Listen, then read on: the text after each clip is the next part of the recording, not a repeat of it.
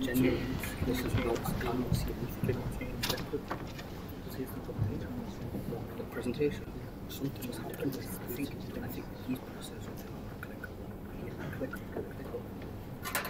Because I think this was doing, I'm not touching anything, it's just creating chaos.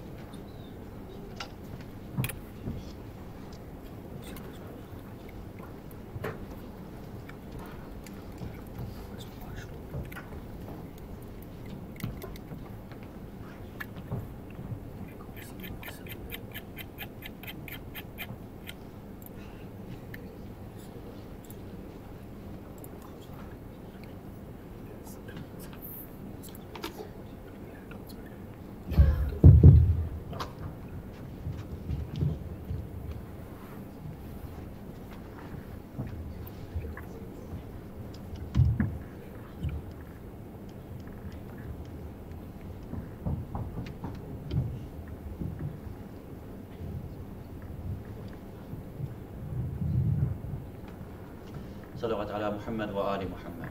اللهم صل على محمد وآل محمد. We have a request for Surah Al-Fatiha for the following marhumin: Sayyid Tufail Hussain, Narjis Bibi, and Shah Sora. If we can recite the Surah Al-Fatiha for all of them.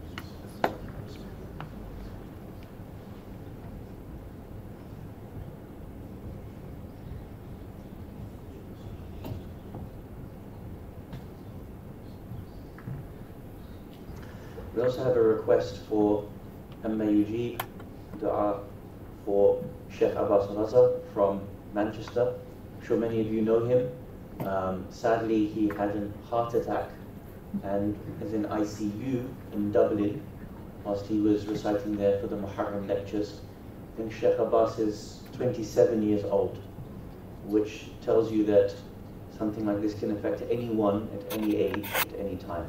So please, let's ask Allah subhanahu wa ta'ala for the shifa of Sheikh Abbas and all those people who are mareed around the world. Bismillahir Rahmanir Rahim.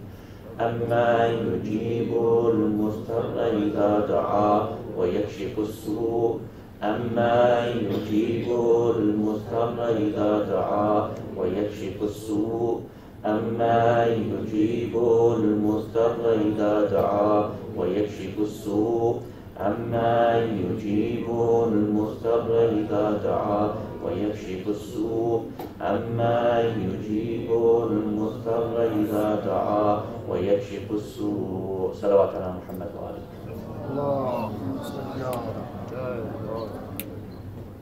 For the love of His Eminence, the awaited Saviour of humanity, Imam al-Mahdi, please recite one loud salawat ala Muhammad wa ali Muhammad. Allahumma salli ala Muhammad wa ali Muhammad. أعوذ بالله من الشيطان الرجيم. بسم الله الرحمن الرحيم. الحمد لله رب العالمين. الحمد لله الذي هدانا لهذا وما كنا لنهتدي لولا أن هدانا الله. والصلاة والسلام على أشرف الأنبياء والمرسلين خاتم النبيين سيدنا الممجد بشير المصدق المصطفى الأمجد محمود الأحمد أبي القاسم محمد. اللهم صل على محمد وعلى أهل بيته الطيبين الطاهرين المعصومين ولعنة الله على الظالمين من الأولين والآخرين. أما بعد، فقد قال الله سبحانه وتعالى في كتابه المجيد وفرقانه الحميد وقوله الحق. بسم الله الرحمن الرحيم. كنتم خير أمة أخرجت للناس تأمرون بالمعروف وتنهون عن المنكر. آمنا بالله. صدق الله العلي العظيم. صلوات على محمد وآل محمد. اللهم صل على محمد. Awaited Saviour of humanity, Imam al-Mahdi alayhi salam, my respected brothers and sisters, Assalamu alaikum jami'an wa rahmatullahi wa barakatuh. Welcome to our 7th night, in which we are discussing the rise and fall of civilizations and some of the challenges and solutions to Muslim modernity and to life here in the West. Yesterday, we looked at the question of what does it mean to live in a post-truth society? And we stated that to live in a post-truth society means whereby the currency, the value, the importance of truth and accuracy as a social currency, as a means for us in a society to be able to work together, has been removed altogether. Meaning that society no longer trusts each other. Society no longer looks at one another as a person to cooperate with, that they are on your side to work for you, for the betterment and the development of that society. According to most scholars of sociology, we live today in a post-truth society. That the concept of truth is no longer available for people, no longer are each and every one of our institutions trustworthy, almost to the opposite, that we almost expect them to lie, and we just nod along and imagine that that's now part and parcel of the normative practice of media, of government, of education, maybe even religious authority. And we imagine that this is just where we have reached as a society. And we stated yesterday that there are 4 ways or 4 elements to living in a post-truth society. The first one is that the concept of truth is now denied altogether.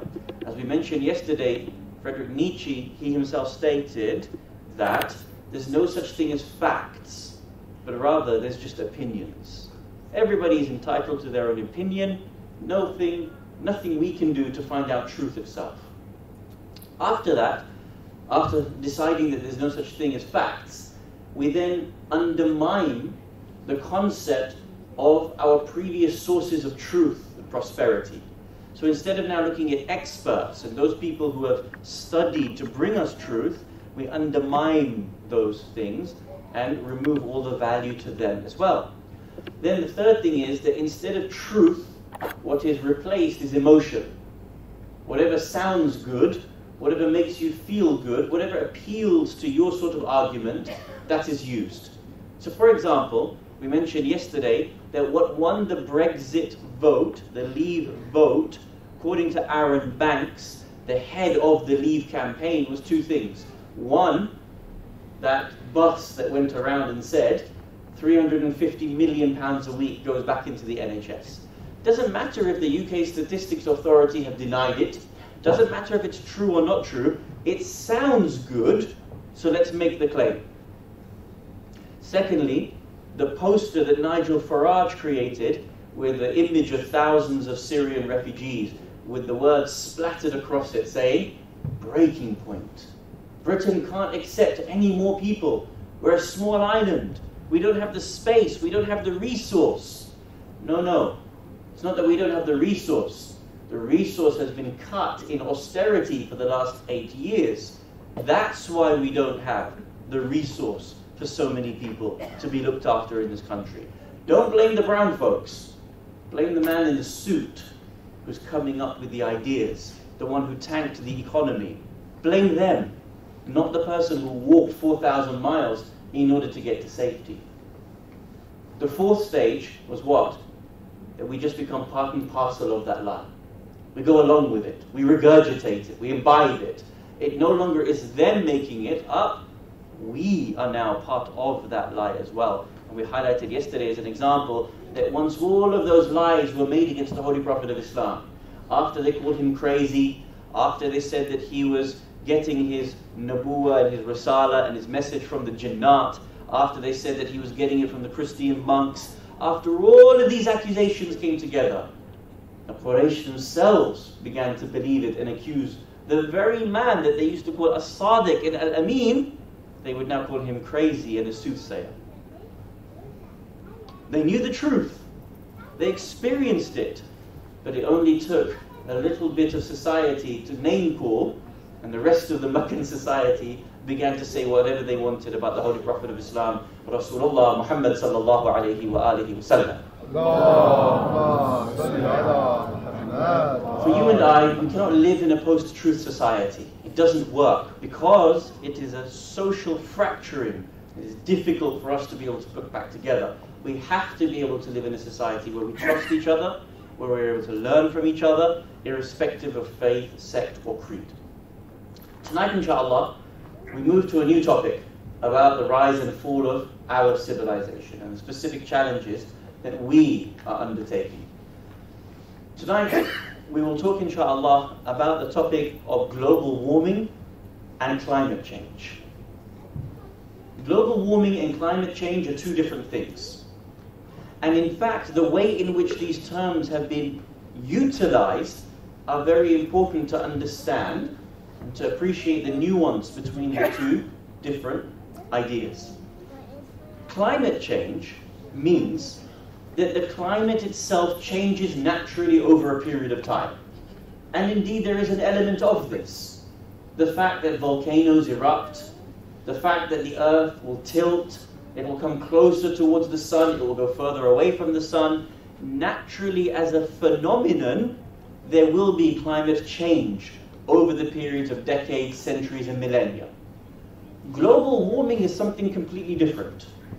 Global warming is the man-made change to the climate and the environment, which thus precipitates the destruction of the environment. It is man who does this. It's not natural. So of course there is the relationship between the two. There are some parts that are natural phenomenon, and there are some parts which are created by man. We need to understand the differences between the two, to understand both the Quranic and the Hadith evidence, the scientific evidence, and what are the likely outcomes of global warming in our own lifetime, such that it may be that by the time you and I die from this world, part of this planet will become uninhabitable by virtue of the extent of the damage that we are doing to this planet. When we talk about the downfall of civilization and our civilization, there are primarily two things in this world that are going to be imminent challenges to the safety, to the existence of our civilization. Global warming and nuclear weapons.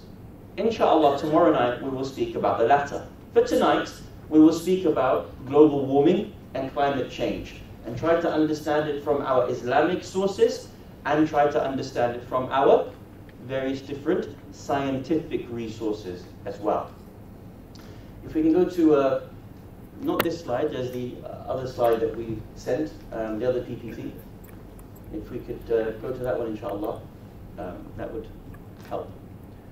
But in the meantime, inshallah, Sayyid will come and send the other PPT that we sent. Why is there a difference between global warming and climate change? The difference between the two, as we stated, is about the natural phenomena versus the human-made phenomena. This term has been used in certain different ways, inshallah, and we will talk about some of these things now. Is it global warming or is it climate change?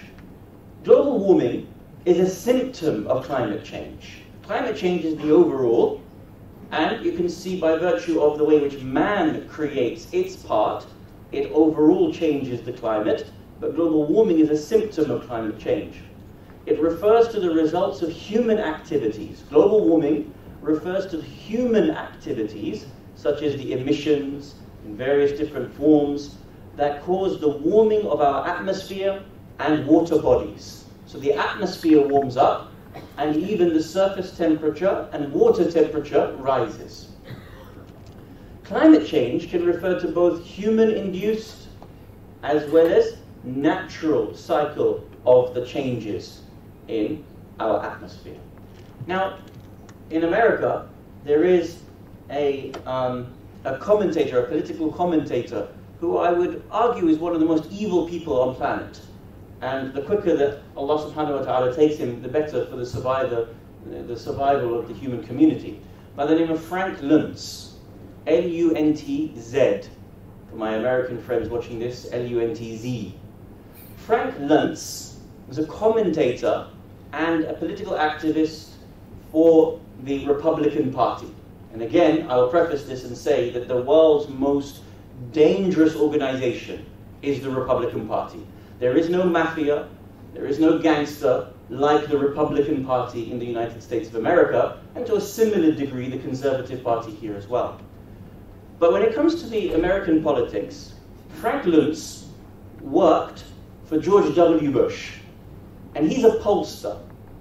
A pollster is someone who studies the polls and tries to ensure that he can give the feedback to the various different political activists so they know how to manipulate, how they're able to work in accordance with getting the polls that they want, getting people to vote for what they want. They study polling, and they study those people who are going to go and make the polls. Meaning, for example, they take a group of people and they'll ask you questions. What do you think about this? What do you think about that? And when you give the answers, he studies those answers and then gives it to the politicians, and they make their plans accordingly. George W. Bush came to Frank Luntz as the expert pollster. Frank Luntz is known as being a specialist in language and the way in which people use language and the way in which language can be used to manipulate you. So George W. Bush came to Frank Luntz, and this is all public knowledge. This is reported in newspapers, it's on his Wikipedia page. You can go and read it for yourself, it's not conspiracy. Frank Luntz was approached by George W. Bush came to him and said, basically, we are controlled by the various different lobbies, and all of this talk of global warming is causing us a problem because all the American people are awakening to the problem of destroying our own environment, our own civilization, and so they want change. But of course, because we are given the money by the donors, such as by BP and by this car maker and that manufacturer, we need to keep our donors happy. So how do we stop the American public from being anti-global warming? Frank Luntz gathered people, spoke to them, asked them questions, did his polling, did his language studies. He realized that the term global warming has been imbibed with a negative connotation. The moment I say to you global warming, you immediately know problem. You may not know all the science, you may not agree with everything, but you know that there's a problem because the language associated with global warming is something negative. You only see negative pictures, you only hear it in a negative context.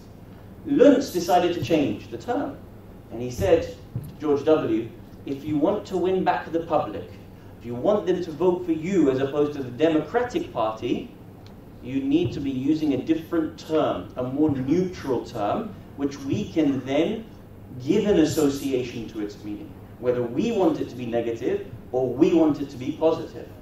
So stop using the term global warming and start using the term climate change. Climate change is natural. We don't know. Is it made by man? Is it not made by man? It could be either. So it's 50-50, and therefore we, the Republican Party, are arguing this. You are arguing that. So from now on, all political commentators, from Fox News to Breitbart, all of them, tell them not to use the word global warming. Raise the question about the legitimacy of climate change. Climate change can refer to both human-induced and the natural cycle of events. And as a result, the American public shifted. And today, between 55 and 60% of Americans don't believe in global warming. They don't believe that we are changing our own atmosphere for the bad. All statistics and scientific research, 99.3% says something different. Do you remember when we studied the opinions of Ayatollah Sayyid Muhammad Taqi al-Mudarrisi, how to be able to understand what's happening to your civilization? One of the points was, look to expert opinion. The expert scientific opinion of more than 99% of all papers tell us that we are contributing to global warming, and the effects of those are already devastating, and the effects of those are going to be even worse. Do you know how many species we human beings destroy, annihilate per month? We wipe out. Do you know how many? 120 species per month we destroy from this planet, never to return again. Because of the way in which we are with our environment, our purchasing, the way we've set up our society, our civilization. So here we have to understand that these things are real. these problems exist. The problem with global warming particularly is that it will end up destroying parts of the planet and make it uninhabitable. Low-lying lands will be submerged. People will have to mass migrate in their tens of millions. This will affect topsoil.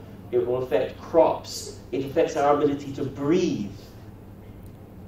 And the planet that we are leaving, our young brothers and sisters, is a planet that is going to be partially uninhabitable, which will partially destroy our own civilization.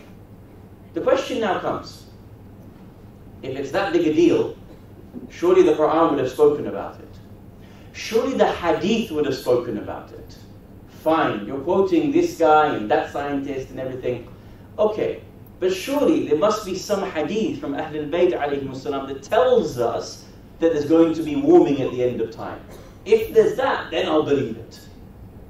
Well, you know what I'm going to show you in a few minutes' time. Spoiler alert. So now we're going to look at the ayat and ahadith, and then we're going to look at the science, inshallah. And the reason why I'm emphasizing on the science is because you will go out to your places of work, you will go out to your places of school, and your friend circle, and so on, and people might bring up this conversation from time to time. It is important that you and I, as Shia of Imam al-Baqir, the one who split open the knowledge, and Imam al-Sadiq, the one who taught all the various sciences, have the knowledge of all these sciences, so that we are truly an example of following those two Imams, salawatullah wa salamuhu alayhima. There is little point in knowing that our A'imma alayhimus salam were the peak scientists of their time, but that we ignore the science of our own time. And therefore, inshallah, we will be presenting these two parts tonight. If we can go back to the other video PPT, inshallah. Thank you so much. Which PowerPoint? Yeah, that one. Thank you so much. So now, what we wish to do is to show ayat and ahadith in regards to this particular topic. The first thing we want to ask ourselves is, are there ayat that speak about this issue of global warming and suggest the issue of climate change? The first thing is that Allah subhanahu wa ta'ala begins the story of mankind by telling us that the debate between himself and the malaika was about whether mankind would cause mischief on this planet. Allah subhanahu wa ta'ala says in Surah Al-Baqarah, verse number 30, Bismillahir Rahmanir Rahim. I think you all probably know this verse, inshallah, very well. وَإِذْ قَالَ رَبُّكَ لِلْمَلَائِكَةِ إِنِّي جَاعِلٌ فِي الْأَرْضِ خَلِيفَةً. Allah subhanahu wa ta'ala addressed the angels and said, I'm going to place a successive authority, a steward, a caliph on the earth. What did they respond by saying? قَالُوا أَتَجْعَلُ فِيهَا مَنْ يُفْسِدُ فِيهَا وَيَسْفِكُ الدِّمَاءَ وَنَحْنُ نُسَبِّحُ بِحَمْدِكَ وَنُقَدِّسُ لَكَ. Will you really place upon the earth someone who's going to cause corruption and shed blood, whilst we the angels are the one who glorify you and sing your praises? What did Allah subhanahu wa ta'ala respond? إِنِّي أَعْلَمُ مَا لَا تَعْلَمُونَ. I know what you know not about this creation. Yes, I understand that they will cause mischief, bloodshed, destruction, but I also know that there will be people that can truly aspire to being khulafa of this earth, to be stewards, to look after this planet properly. So the starting point of humanity is the discussion as to whether we would cause destruction or otherwise. The next verse, Allah subhanahu wa ta'ala now speaks in Surah Al-Mulk. And many of us again will know Surah Al-Mulk, but we may not piece some of these ayat together in the same way. And here Allah subhanahu wa ta'ala tells us that His organization of this planet is perfect. There's no mistake in the way in which He organizes this planet, or even the universe. What did He state? الذي خلق سبع سماوات طباقا ما ترى في خلق الرحمن من تفاوت فارجع البصر هل ترى من فطور. He says, there's no inconsistency, no incongruity in the creation that I have made. So look, do you see any break, any mistake in my creation? Or is the creation of Allah perfect? Now he says, ثُمَّ ارْجِعِ الْبَصَرَ كَرَّتَيْنِ. Now return your vision twice. Look again. Keep looking. Keep trying to study this planet, this system, this universe. Do you find any mistake in my creation as God? What will happen? He challenges you. And he says that when you do so, you will return back humbled and fatigued from trying to find mistake in the creation of Allah subhanahu wa ta'ala. So verse 1 was what? The malaika proposed to Allah subhanahu wa ta'ala there will be people who cause mischief on this planet. Number 2, Allah says there's no mistake in my creation. Thirdly, now Allah subhanahu wa ta'ala says that Iblis will get involved. What will Satan do? Satan will try to make you change his creation. His creation is perfect, but Iblis will try to make you change the perfect balance of God's creation. What does he say? Iblis is being quoted by Allah subhanahu wa ta'ala. I will mislead them. Mislead whom? You and I. I, Iblis, will mislead them and will arouse in them sinful desires. And I will command them so that they slit the ears of the cattle, and I will command them such that they will change the creation of Allah. The Quran says that the planet is perfect, the system is balanced, everything works within its realm.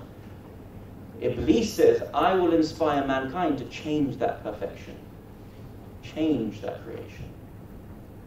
Now, the last verse, Allah subhanahu wa ta'ala says famously in Surah Rum, verse number 41, Bismillah ar-Rahman ar-Rahim, ظهر الفساد في البر والبحر بما كسبت أيدي الناس. The question of global warming and climate change was what? Global warming was human-created climate change. That we change our ecology. We change the balance of our environment to destroy it. Allah subhanahu wa ta'ala says, ظَهَرَ الْفَسَادُ فِي الْبَرِّ وَالْبَحْرِ بِمَا كَسَبَتْ أَيْدِي النَّاسِ. That corruption has appeared throughout the land and the sea by virtue of what man's hands have done. The blame is on whom? Mankind. Alaykum salam wa rahmatullah. It continues. Now this is important, and we're going to come back to this at the very end. Now look at this part. لِيُذِيقَهُمْ. Lam ta'lil. There's a reason. Allah subhanahu wa ta'ala is saying, there's a reason why I allow all of this destruction and corruption to take place. So what? So that man may taste of the consequence of what they have done. Why? Perhaps that they will return back to righteousness. Perhaps they will bring themselves back into the balance. And allowing this destruction to take place of your own civilization. So remember, we stated in the previous time, sometimes Allah destroys the civilization. And sometimes we destroy our own civilization. This time Allah says, He allows the corruption to take place, but for the purpose of you learning from it, you bringing yourself back. Now, there's a very interesting hadith, which comes to us from our 8th Imam, Ali ibn Musa al-Rida, salawatullah wa salamuhu alayhi.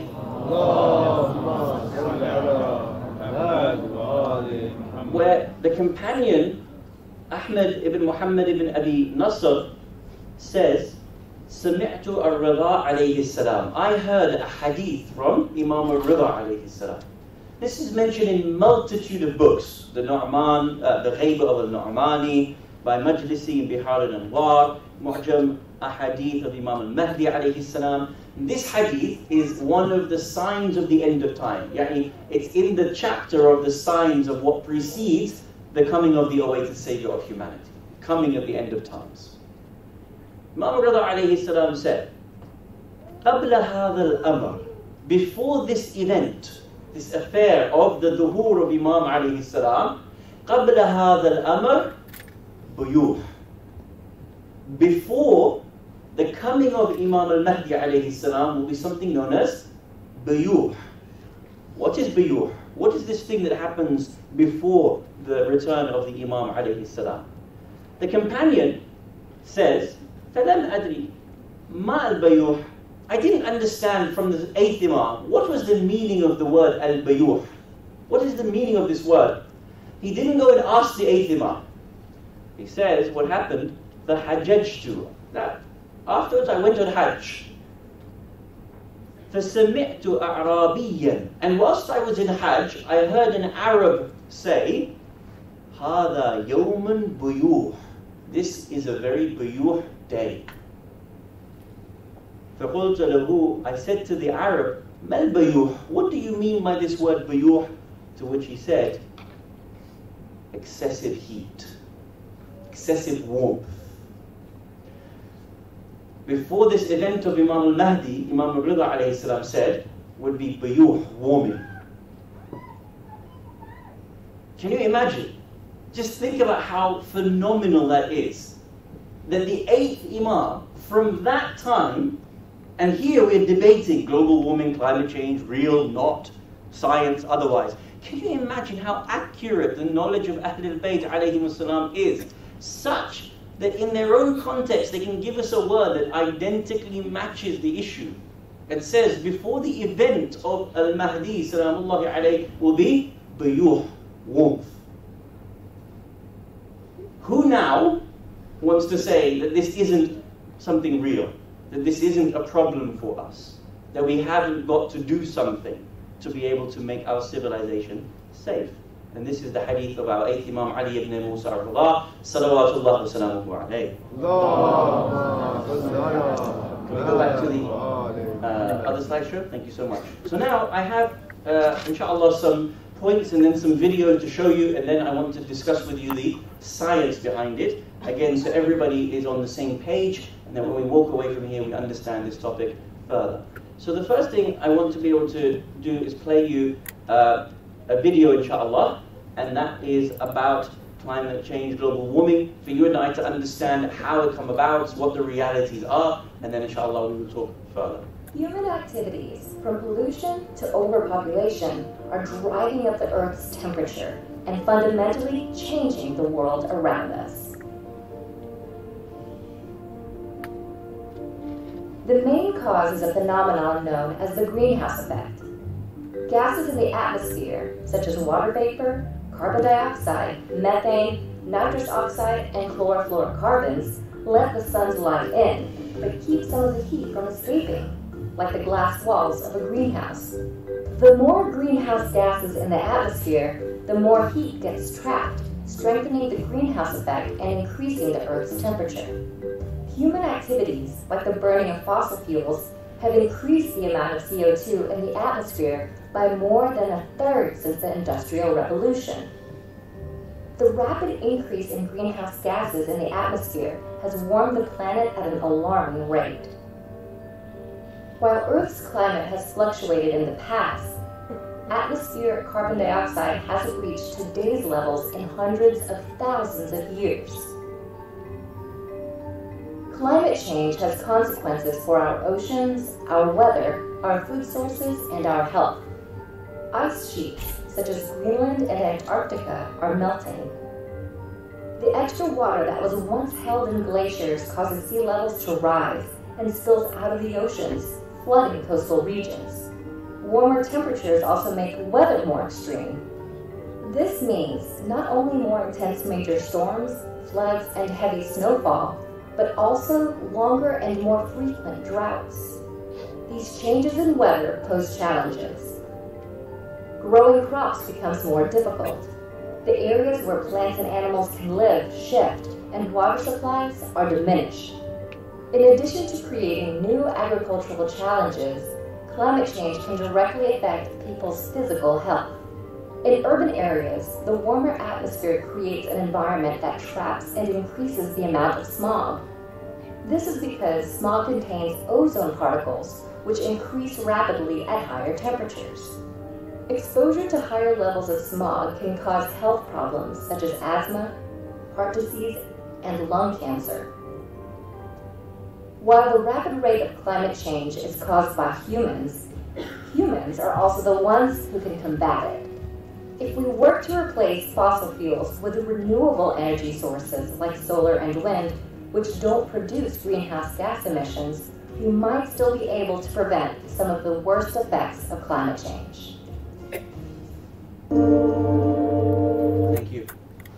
So now, this video, inshallah, was quite elementary, and just made sure that we're all on the same page about the types of causes and damages. I want to go a little bit deeper into the science.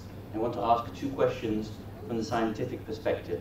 And those are, number one, how sure are we that carbon dioxide is the cause of global warming? And number two, how sure are we that human beings are the cause of that excessive carbon dioxide release? So how sure are we that carbon dioxide is the cause of global warming? And how sure are we that we as human beings are the ones that cause the excessive carbon dioxide release? It'll be a little bit heavy, it'll be 5 minutes, and at the end of it, I promise you a small reward. Okay? So you'll stick with me, and it's important for us to be able to know how some of these things come about, inshallah. In the 1950s, there was a scientist by the name of David Keeling. And David Keeling is famous for what is known as the Keeling effect, or the Keeling rise, where he looks at the rise in carbon dioxide in the atmosphere. And at that time, Keeling was looking at rocks, and he was trying to study the amount of carbon dioxide in rocks. Sounds like a fun job. Someone's got to do it. So when he's trying to study the amount of carbon dioxide in rocks, in the air, he realized that there's no suitable tool, measurement, to accurately study how much carbon dioxide is in those rocks. So he invents a method to be able to do it, which sucks out all the air and then allows a reading to be able to take place of how much carbon dioxide per million, how many parts per million are actually left within that different tool, that experiment. And in the 1950s, or in the 1958, he looked at it and found that there were 313 parts per million, and by the following year, that had increased to 321 parts per million. So he's looking at this and he's trying to understand why that there's this sudden increase in 1 year from 313 to 321 parts per million. So what does he do?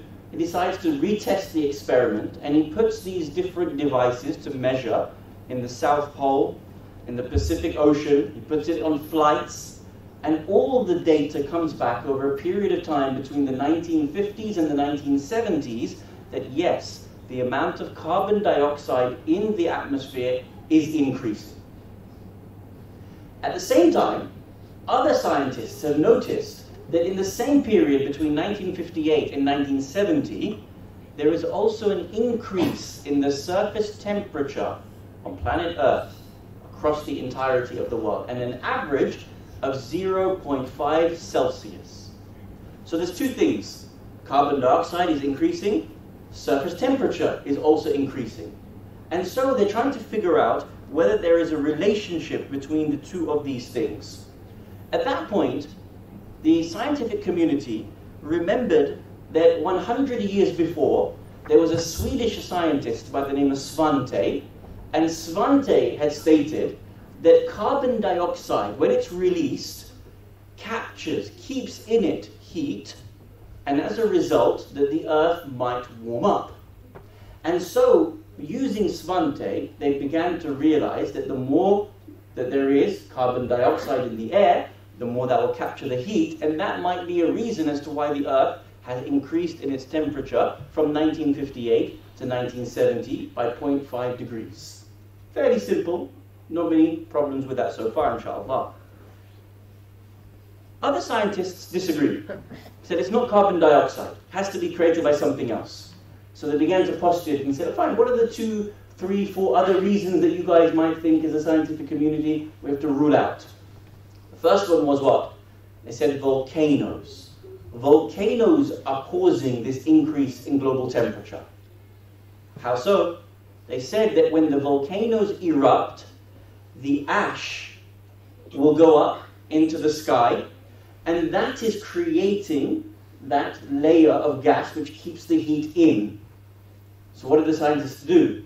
They checked the amount of volcanoes that had been erupting between 1958 and 1970, and actually the number of volcano eruptions had gone down. So it can't be the volcanoes that are spewing out ash that keeps the heat in, because the number of volcanoes erupting are going down. They said, okay, well maybe it's the sun and the earth. Maybe the earth is going closer towards the sun. Maybe the tilt of the earth is going in such a way that it's getting warmer. And the scientists again looked at it and said, no, that happens over 100,000 years at a time. The quickness, the pace of increased surface temperature by 0.5 degrees is too quick over 20 years, when something else happens over 100,000 years, over 120,000 years. So it can't be that. Therefore, the first question was what? How sure are we that it is carbon dioxide that is creating global warming? They are 99.3% sure that it is carbon dioxide. Second question was what? How sure are the scientists that the human being is the one who creates the increase in carbon dioxide that creates the global warming? And they found out that there's two types of carbon dioxide. There's non-radioactive, and then there is radioactive. The radioactive carbon dioxide comes from you and I. When we breathe out, it carries the carbon dioxide, and it also carries the radioactive side of it. Non-radioactive carbon dioxide comes from fossil fuels. How do we know? Because when it's buried, all that carbon dioxide comes out as it turns into the oil, and then we dig up the oil, and then we burn it, and as a result, we know what type of carbon dioxide is being burnt in the atmosphere, and as a result, we understand what type of human assistance goes into that. Simple. Not too difficult. I'm sure you all will remember it, all the names, Keeling and Svante and carbon dioxide, but if you don't, then the video will be available inshallah for you. Now, to think about this a little bit further, I told you that there was going to be a little bit of a fun reward for you to think about. We were sitting in the class of His Eminence Ayatollah Sayyid Muhammad Taqi al-Mudarrisi, and he was having this dialogue about global warming. And you may remember a few months back, Donald Trump, His Eminence Donald Trump, he pulled out of the Paris Accord Agreement. Do you remember that? Every country on the planet came together to make an agreement that they would tackle global warming. Some of them said that they would reduce their emissions by this much. Some said they will do it by this year. One country, in its arrogance, decided to pull out of that accord that the rest of the world went into. And of course, that was led by Donald Trump. So as we were sitting in class and he was talking about this, he said, I'm not a scientist, but of course the scientists are all telling us this. But let us assume for a minute that the science is wrong, or the scientists don't know, or let's just have a think from another angle. What else might be a demonstration to prove that global warming is taking place and destruction is taking place? What do we say? ظهر الفساد في البر والبحر بما كسبت أيدي الناس, at the hands of man, and what man has done. So he poses this question. And he says, what's happening in the United States of America right now?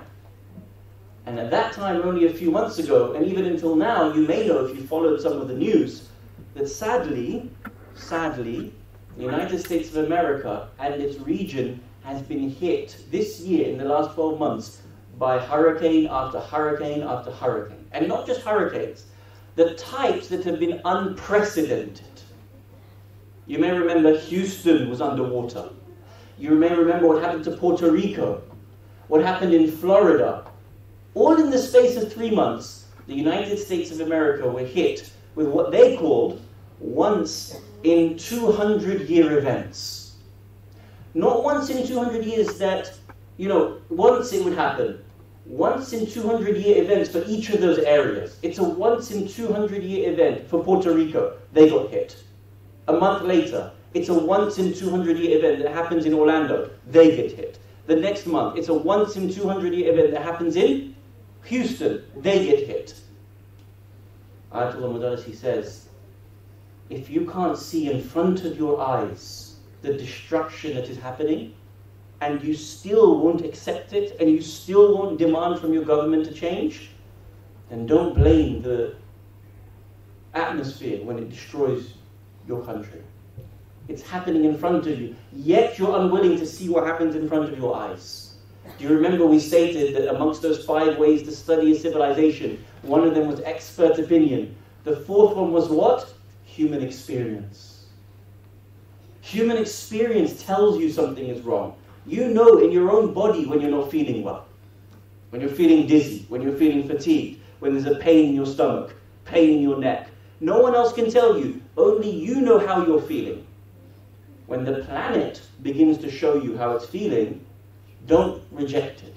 Don't neglect it. Don't think you know better than the planet. The planet is telling you.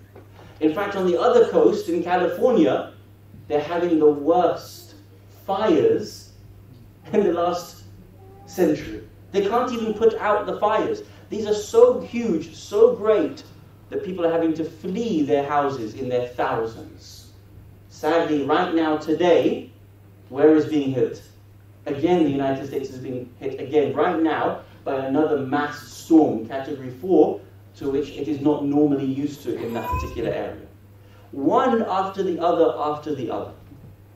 And if you can't see that that's happening in front of you, then I don't know what to tell you. Here, did you experience any freak weather this year? Yes. Wasn't there a sudden change? How long was our summer? How brilliant was it for... Brilliant. How brilliant was it, right, for about 2 months straight? I didn't think it rained for 2 months here. Literally, for 6 weeks. There was no rain in some parts of the UK. And that's good from those people who want to play outside in the summer holidays, but notice that that's not normal for the United Kingdom. And even our superstorms and even our weather patterns and our snow and our blizzards hit us differently this year again. It went all the way to April, certain places got snow, even in the south of the UK. That's not normal. It used to come in November, December, then it came to February. Now in April we're still getting snowstorms. Don't ignore it. Don't laugh at the Americans for their ignorance, and then you and I do the same thing as well. That is hypocrisy. And so you and I have to realize the extent of the damage that is taking place in the way in which we are living our lives and our society. Let's conclude, inshallah, and then move on to what we need to finish our discussion with. Here, the measured effects of climate change include ocean acidification, ocean warming, melting of the ice sheets, sea level rises, and rainfall. Ultimately, as you heard on the clip, that when all of this rain comes in, low-lying lands will be submerged, those coastal cities will be submerged, those millions of people will have to migrate away. Some of it is on the east coast of the United States, some of it is all the way in India and Bangladesh. The knock-on effects will be warming climate is making many species shift their ranges northward for the most part. Warmer oceans also affect the distribution of species. Extreme weather events such as cyclones and hurricanes have been happening, and you will see that different types of diseases also will move about because different carriers of diseases will also have to migrate in accordance with the shifting of the climate as well. Here, the scientists tell us that if we move to 2 degrees C above our historic average temperature, that will precipitate the destruction of our own civilization. Here, I play for you the second video, which is, what can we do?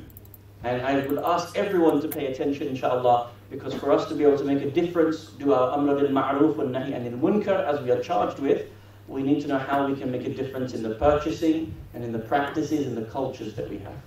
Which is rising by more than 2 degrees, greenhouse gas emissions need to fall by 2.5% every year until they reach 0. In the UK, that means cutting our emissions by 12 million tonnes in the first year. So, what can we do? If every person in the UK planted a tree, we'd each cut carbon dioxide emissions by 2 kilograms per year. Added together, that's 128,000 tonnes of CO2. You can make a bigger difference by recycling.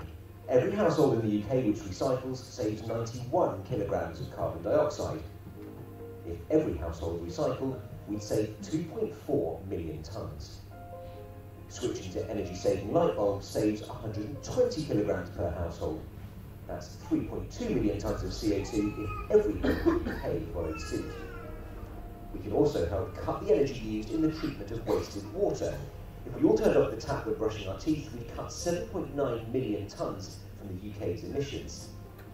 None of those examples would require a huge change in lifestyle, but if we all did all of them, we'd save 13.6 million tonnes of CO2, and we beat our target of reducing emissions by 2.5% in the first year.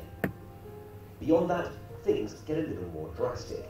Giving up your car would make a huge difference. The average motorist creates 2 tonnes of CO2 per year, and there are 35 million cars on the road. If we all gave up our cars, that's 17 million tonnes. If you don't fancy that, what about giving up meat? If you went veggie, you'd save 1,241 kilograms of CO2 per year. If the whole country did it, we'd save 79 million tonnes of CO2, more than 16% of our total carbon emissions. Too drastic? Well, even giving up beef would make a big impact.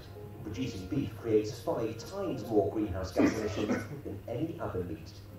So, could you give up that steak to help save the planet? According to the hadith of the Holy Prophet of Islam, Rasulullah Muhammad sallallahu alayhi wa alihi wa sallam, the Prophet has a very famous hadith which he says, La dharar wa la dhirar. No harm, no harming. Islam does not permit, does not occasion harm. And amongst the interpretations of this, it is wajib for us to reduce harm wherever possible. Sometimes what we don't realize is that our normative practices in a society can be very destructive. The clip there is something interesting. Most of us think, this is very important, this is the conclusion, please hold on to this point. Most of us think that the burning of fossil fuels is the single biggest contributor towards global warming. It's not. Does anyone know what is the single biggest, proportionately, biggest contributor to global warming? Meat consumption. Because the amount of different animals that we end up growing to feed our meat consumption, and especially cows, with the methane that they release, that methane release is the single biggest contributor towards global warming. Therefore, for us to be able to overcome global warming would require us to lessen the amount of meat that we eat. Now, you all probably know the hadith, don't make your stomachs into a graveyard of animals. It's recommended spiritually to only eat meat once every 40 days and so on and so forth. But forget all that for a minute. Just go down the high street and just see how many Dixie chickens there are. And how many favourite chickens there are. And how many chicken cottages there are. And you can tell I know them because clearly I eat from them all. But for us to collectively make a difference, the big differences would be things like moving to public transport, buying cars that would be electric, and the reduction of our meat consumption. And things around the houses that we can do, you heard there, for example, switch off the tap whilst brushing your teeth. Don't put the full amount of water into your kettle if you only need this much of water to be boiled, because it consumes more electricity, which costs even more of the production. So if you're looking to just make 1 cuppa, just put 1 cuppa worth of water in, not fill up the entire kettle. Now I want you to think about this conclusion. Think deeply on it. Ponder upon this tonight, especially as we go into the hum of Abu Fadl alayhi salam. And this narration or story is mentioned by one of the grandchildren of His Eminence Imam al-Khomeini alayhi rahmah. Imam al-Khomeini alayhi rahmah had a practice, a good practice, that if ever he broke his wudu, immediately he would go and refresh his wudu. One day, one of the children in the house would follow him and go and watch him refresh his wudu. Story, if I remember, is told by his daughter. And she says that when the child was walking behind Imam al-Khomeini alayhi rahmah, he noticed that when Imam al-Khomeini did his wudu, he would open the tap minimal to take the minimal amount of water needed, close the tap, and then be wiping his face, and so on and so forth. See, me, I waste as much water as I can. I open the tap, the water is gushing, I put it, and I turn and I talk to my friend, how are you doing today, how was work? Good? Did you watch the game? Can't believe we lost 2-0, huh? Water is going, and then I put it. And all the time, as you heard, that water wastage accumulates, and that ends up creating a massive part of the cycle of global warming. So the child asked to Imam al-Khomeini and said, why do you close the water tap each time and then do one action, open the tap, put the minimal water, close it, put the action. He said, how dare I cry for the children of Hussein and the thirst that they had, but at the same time I be the one who has the audacity to waste water? How dare I? How can I be a hypocrite and come and cry over Azhar, or over Ruqayya, or over Sukaina, and then I'm the one that actually wastes water? What tears am I shedding if this is my action? It tells us that our normative practices, if we just slightly shift them, our own souls will develop so fast. And also the way in which we save the planet and the downfall of our own civilization can be averted. And especially tonight, where you and I come to commemorate the martyrdom anniversary of Abu Fadl Abbas ibn Amir al-Mu'mineen, salawatullah wa salamuhu alayh. You and I can pledge to be able to think about our own practices when it comes to things like water usage, water wastage, and to be able to think about the balance of our environment, to look after the animals, to look after the rest of civilization. On that burning afternoon of the 10th of Muharram, Al-Abbas alayhi salam would often go out in towards the battlefield and would make a sermon, or he would call the enemies and try to reason with them. And amongst the recordings, it is said that he says to them, do you not know this is Hussein, the grandson of Rasulullah? If you have committed to this atrocity, will you not rethink what you are doing and allow him to escape and maybe go to Hind or go to another area? The cry came back from the enemy camps and said, by Allah, if we had the entirety of the water resource of this world at our disposal, we would not give Hussein a single drop until he was dead, and we would rather allow the dogs and the pigs to drink from the banks of the river Euphrates before we allow Hussein to drink from it. And Abbas would go back in towards the tent and return telling Hussein what they had said about him. And Abbas was known as a warrior. And I want you to know what extent of a warrior Abbas was known to be when thinking about the tragedy of his martyrdom. In the Battle of Nahrawan, it is said that Al-Abbas was instructed to go and defend a particular river from the Khawarij enemy. The narration says that Amir al-Mu'mineen saw that there was one area which was tactical and that could be crossed over by the Khawarij in order to attack his own army. And so in order to defend that area, he sends out a group of battalions under the leadership of different people to defend that area of that river so that the Khawarij could not cross. One group, he sent under the leadership of Muhammad ibn al-Hanafiyyah, another group under the leadership of Imam al-Hasan alayhi salam, another under Imam al-Hussein alayhi salam.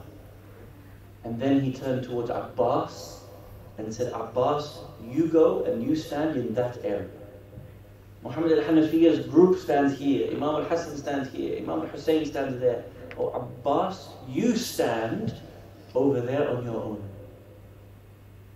Can you see what Ali ibn Abi Talib was saying to Abbas? With Muhammad al-Hanafiya is an army. With Imam al-Hassan is an army. With Imam al-Hussein is an army. But Abbas is an army within his own right. Just him alone is enough to be an army.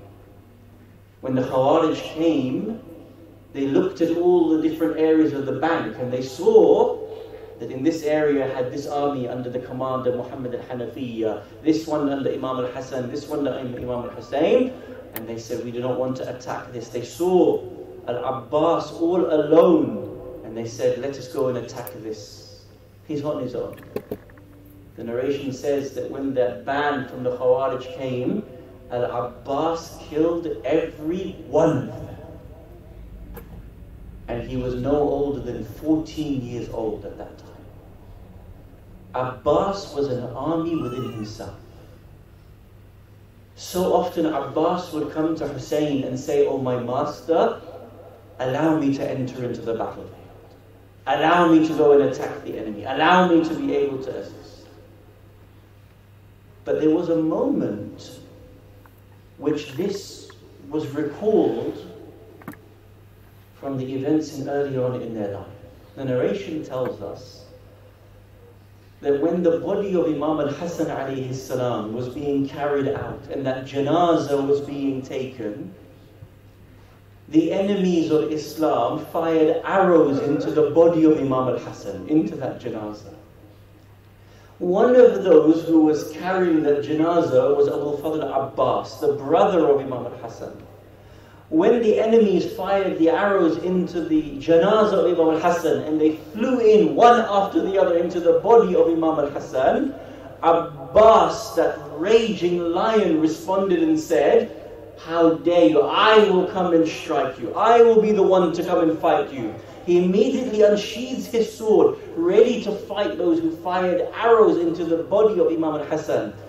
It was Hussein that came and hugged him, kissed him, calmed down his rage and said, oh Abbas, your time will come. There will come a day when you will be able to fight. It is not today.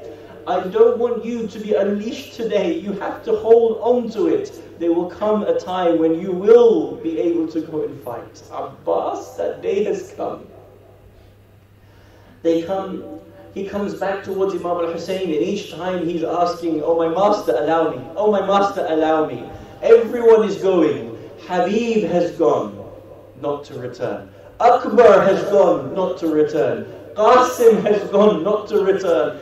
Every one of the adult males that are capable have gone.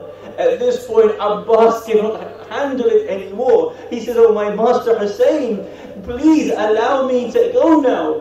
Hussein looks at his brother in his eyes and he says, oh Abbas, you are my standard bearer. You are my army. If you were to go and give your life, then no army would be left. Abbas turns to him, and you can imagine what he says to his brother. He must have said, oh Hussein, which army are you speaking of? All of them lie in your tent. All of them have been massacred. Abbas went out and pledged and asked them to allow Hussein to leave and go to Hind, to which they responded and said they would not give him a drop of water until they killed him. As Abbas enters back in towards that tent to deliver that message of the enemy towards Imam alayhi salam, at this point he hears the cries of the children becoming louder and louder, becoming ever more desperate, becoming ever more in need for a little drop of water. They would call out, Al-Atash, Al-Atash, the thirst is killing us, the thirst is overwhelming us. Uncle Abbas, we have not had water for 3 days. Is there any water that you can give to us? We are told by our historians that there was a tent in which the supplies used to be kept, where the mashk used to be. You can imagine this 4-year-old child, Sakina, walking into that tent. You can imagine her taking that flask, opening it, putting it towards her parched lips, and not a single drop of water reaching her throat. Abbas, Uncle Abbas, please can you get us some water? This is killing Abbas. This is tearing the heart of Abbas into pieces. He now comes towards Hussein and says, Hussein, please allow me to enter in towards the battlefield. At least allow me to go and get water. It is at this point Hussein eventually says, oh Abbas, I allow you to go and fetch water for the children.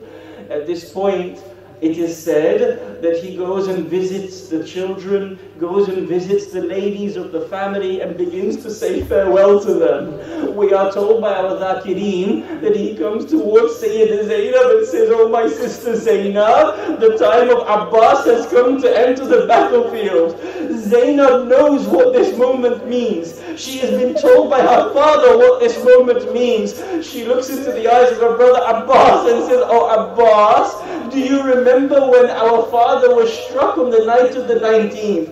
And when he began to tell us his wasiyah, oh Abbas, do you remember how he used to describe what would happen to me? Oh Abbas, I never understood and imagined that the day would come when I would be in chains. When Zainab would enter back into Kufa, once a princess, but now as a captive. That one day that they would throw stones at me. I never imagined it because you, Abbas, would always be here. There would never be someone to touch me whilst you are here. Oh Abbas, now I see that you are about to enter the battlefield. I know the time for Zainab has come. I know the time for Zainab is upon me. I know the time for Kulthum is upon her. I know the time for Sakina is upon her. Oh Abbas, go and fetch your water for the children. Hussein is looking at his brother. Abbas goes onto his horse. We are told that Abbas is such a giant of a human being that his legs touch the ground.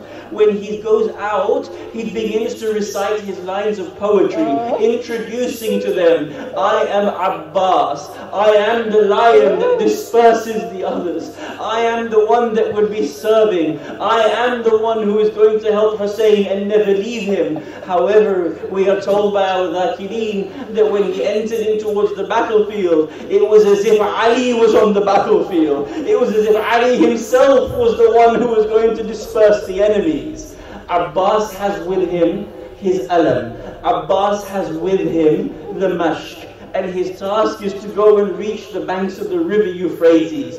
As he goes, it is said that he separates both the left flank and the right flank. He reaches towards the banks of the river Euphrates. He descends into that cool water. As he lifts that water, he knows this water is not for him. But in order to show us, you and I, that you are always in servitude of Imam al-Hussein, he takes that water and says, oh soul, this water is for Hussein. How can you drink water whilst Hussein is thirsty? He fills up that mush and he gets back onto his horse and he would begin to ride out. I want you to take yourself towards the Khaymara. Take yourselves towards Karbala. Imagine Hussein is standing outside that tent, watching the alam of Hussein and then watching it start to come back. But now I want you to imagine that it is Sakina watching that alam coming back. You can imagine, she is seeing the alam. She must have gone towards Asghar and said, oh my brother Asghar, cry no more. I see the alam of my uncle Abbas coming back. He has water with him. Asghar, hold on for a few more minutes. Abbas is coming back. Oh Bakr, oh Sukaina, oh my auntie, my uncle Abbas will not let me down. Abbas's flag is coming back. But little did she know at this moment in time what was the call from Amr ibn Sa'ad.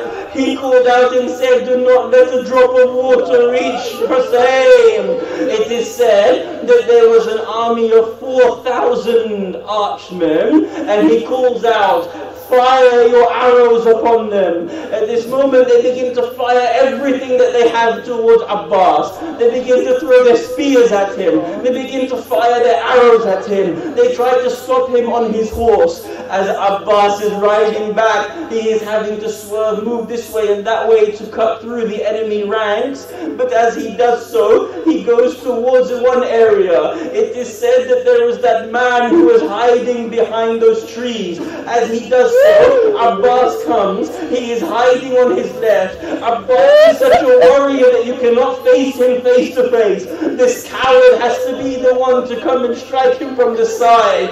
He comes from the left side.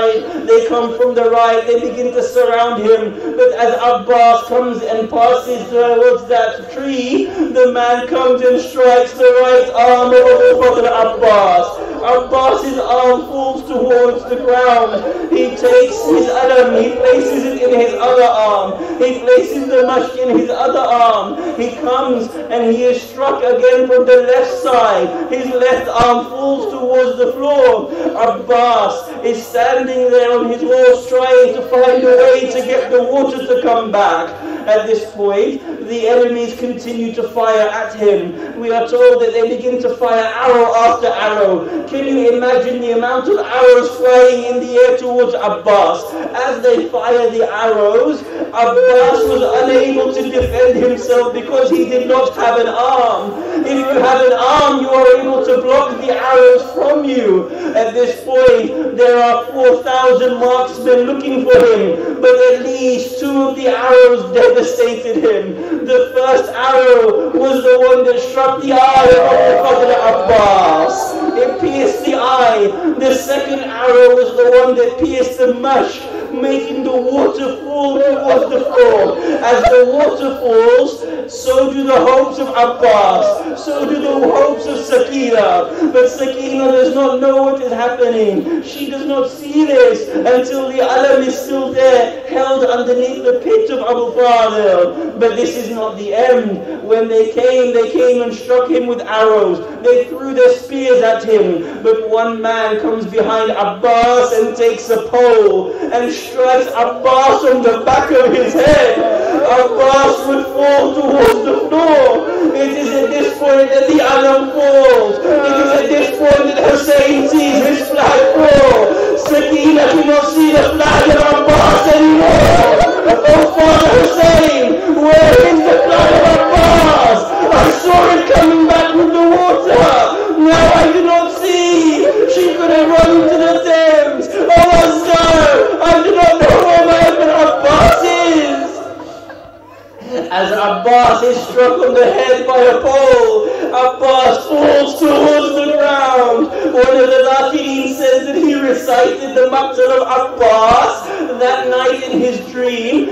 Fatima Zahra comes into his dream. She says, "Oh Alim, you recited the Maqtal of my son, not just the son of al-Baneen. You recited the Maqtal of my son Abbas, but you did not recite the worst tragedy of Abbas." He said, "Oh my lady, tell me which tragedy." I recited that he got to the water and didn't drink the water for himself. Fatima said, "This is not the greatest tragedy of Abbas." He said, "Oh my lady Fatima, but I recited that his arms were cut off." She said, "This is not the greatest tragedy of Abbas." He said, "Which tragedy should I have spoken about?" She said, "The greatest tragedy of Abbas was when he was struck on his head and he fell towards the floor. All of the other shuhada, they had their arms to break their fall. My son Abbas did not have his arms to break his fall. There was an arrow in his eye. When he fell towards the floor, his face hit the floor. Abbas, the arrow went even further into your eye." At this point, Abbas calls out, "Alaykum minni salam, ya Aba Abdullah. Accept my final salutation, O my master Aba Abdullah." Hussein calls out, "My back has been broken. Oh Abbas, without you, how do I go on?" We are told that every time Hussein tries to take a step, he falls towards the ground. Oh Abbas, what is Hussein to do after you? He crawls towards Abu Fadl. He sees Abu Fadl lying in a pool of his own blood. His body is cut to pieces. We are told inside the Maqtal that when he came towards the body of Abbas, that Abbas was cut. And we know that one of the stories from our ulama was that the grave of Abbas had to be moved because of the amount of water that was coming into it. As the ulama came in towards the grave and they began to move the body, one of the men was surprised. They said to the alim, why is the grave of Abbas so small? The alim sat down on the ground and began to cry. Abbas was as tall as you heard, but when he was struck, as he was lying on the ground, they came with their swords, they cut him, into pieces and pieces and pieces. Hussein reaches the body of Abbas and sees Abbas, his brother, cut into pieces. He takes part of the body, he lifts his head onto his lap. At this point, again, Abbas moves his body, he shoots it back towards the ground. A second time, Hussein takes the head of Abbas and places it in his lap. Again, a second time, Abbas does not allow himself to be comfortable in the lap of Hussein. A third time this happens, Hussein says, oh my brother Abbas, tell me, why is it that you keep shuffling, you keep moving your body away from me? He says, oh my master Hussein, right now my head is sitting in your lap, but when you fall towards the floor, in whose hands will you be? Where will your head be? Your head will not be in a comfortable position. How can Abbas allow his head to be sitting comfortably on yours? He looks up towards him, he says, oh my brother, please wipe the blood from Abbas's eye. He wipes the blood. He said, Assalamu alayka ya Aba Abdullah. This is my last wish. I do not wish to have my body taken back to Sakina. I do not want to ever see what I am like. Leave my body here. Answer the river Euphrates. Hussein goes out, inna lillah wa inna ilayhi raji'un.